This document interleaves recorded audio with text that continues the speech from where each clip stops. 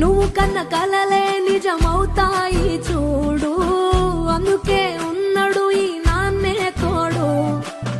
దశరథ మహారాజే నాన్నై పుట్టాడు, నువ్వు రాముడంత ఎదగరనేడు.